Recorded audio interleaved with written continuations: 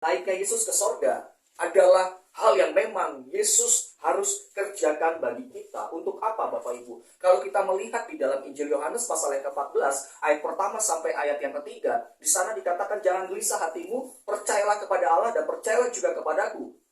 Di mana aku nanti berada, di situ pun kamu akan berada. Yesus berkata, aku akan pergi membangun atau menyediakan tempat bagimu. Yang artinya bahwa kenaikan Yesus ke sorga itu memberikan kepastian keselamatan dalam kehidupan kita.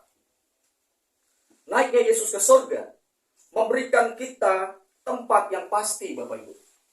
Memberikan kita kepastian mengenai siapakah kita di dalam Yesus. Kita adalah orang-orang yang menerima warisan kekal di dalam Yesus Kristus. Seperti yang dikatakan di dalam 1 Petrus pasal yang ke-1 ayat yang ke-3 sampai ayat yang ke-5. Yang memberikan satu pengharapan yang tidak dapat binasa, yang tidak dapat cemar, yang tersimpan di sorga bagi kamu. Hal itu semua yang disediakan Tuhan bagi kita, setiap orang-orang yang percaya kepada Yesus Kristus.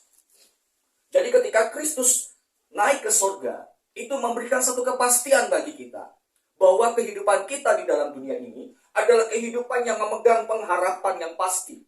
Maka dari itu, tema tahun ini juga berkaitan dengan jangan takut sebab kamu beroleh kasih karunia. Kita tidak boleh takut di dalam kehidupan kita, Bapak Ibu. Ya, Bapak Ibu. Jadi apa yang kita miliki adalah kepastian. Jadi kenaikan Yesus ke sorga memberikan kita pengharapan yang pasti. Hal ini adalah satu jaminan yang membuat kita seharusnya bahagia. Inilah mengapa para rasul pada waktu itu, ketika mereka melihat Yesus terangkat ke sorga, ada satu perubahan yang begitu luar biasa. Yang tadinya mereka adalah orang yang penakut, yang tadinya mereka adalah orang yang menyangkal Yesus, yang tadinya mereka adalah orang yang bimbang, yang tadinya mereka adalah orang yang bersembunyi di dalam rumah karena ketakutan dengan orang-orang Yahudi. Tetapi di sini ketika melihat Yesus naik ke sorga, apa yang dilakukan di dalam Injil Lukas, Bapak Ibu? Ayat ke-52, mereka sujud menyembah kepadanya. Ada satu perubahan hidup. Jadi ketika kita memiliki pengharapan dalam hidup kita, Bapak Ibu, seharusnya pengharapan itu membawa kita untuk menyembah Allah, untuk bersyukur kepada Allah. Pengharapan itu membawa kita untuk memuliakan Tuhan. Namun faktanya dalam kehidupan kita, ketika kita diberikan pengharapan, terkadang rasa khawatir kita lebih besar daripada apa yang kita miliki, yaitu iman kita. Betul.